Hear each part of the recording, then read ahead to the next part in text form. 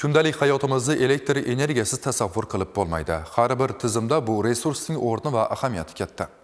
Undan oqilona va tejab terga foydalanish muhim ahamiyatga ega. O'zenergoinspeksiya viloyat hududiy boshqarmasi tomonidan elektr energiyasidan noqonuniy foydalanishning oldini olish bo'yicha tizimli mexanizm yo'lga qo'yilgan. Hozirgi lavha ayni shu mavzuda. Elektr energiyasi ijtimoiy-iqtisodiy sohalarning barchasida muhim ahamiyatga ega. Ayniqsa maishiy hayotda unga ko'p ehtiyoj sezamiz. Shu bois bu resursni tejovchi texnologiyalar ommalashib bormoqda. Lekin ba'zi hollarda e'tiborsizlik natijasida uni kunduzi ham o'chirmaslik holatlari kuzatiladi. Bu esa ushbu ne'matni tejash o'rniga isrof qilishga sabab bo'ladi. O'zenergoinspeksiya viloyat hududiy boshqarmasi tomonidan ana shunday holatlarning oldini olish bo'yicha tizimli ishlar olib borilmoqda. Jumladan, savdo shoxobchalari, qurilish maydonlari va bino hamda inshootlar oldidagi yoritgich va chiroqlarning elektr energiyasiga ehtiyoj bo'lmaydigan vaqtlarda ham o'chirilmasdan qolishi nazorat qilinmoqda. O'tgan 2025-yilda 119 ta ana shunday holat aniqlangan. Ayrim iste'molchilar elektr energiyasini behuda sarflash holatlarini yuzaga keltirib turibdi.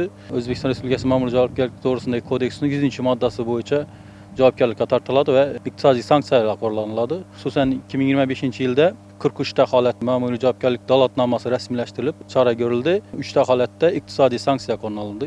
2026-yil yanvar oyidan keladigan bo'lsak, yanvar oyining o'zida 11 ta holatda ma'muriy javobgarlik bayonnoma rasmiylashtirildi. Iste'molchilarga nisbatan behuda sarflash holatlarini oldini olmoqlik sababli. Shuning uchun iste'molchilardan shuni so'rab qolar edik. Kunduzi behudaga svetlarni yoqib qo'ymasligini, muhofaza zonalarini ta'minlamaylik uchun ham ma'muriy javobgarlik to'g'risidagi kodeksning 102-moddasi bo'yicha javobgarlik belgilangan. Tadbirkorlik subyektlaridan belgilangan me'yoriy hujjatlarga rioya qilishlarini so'rab qolamiz.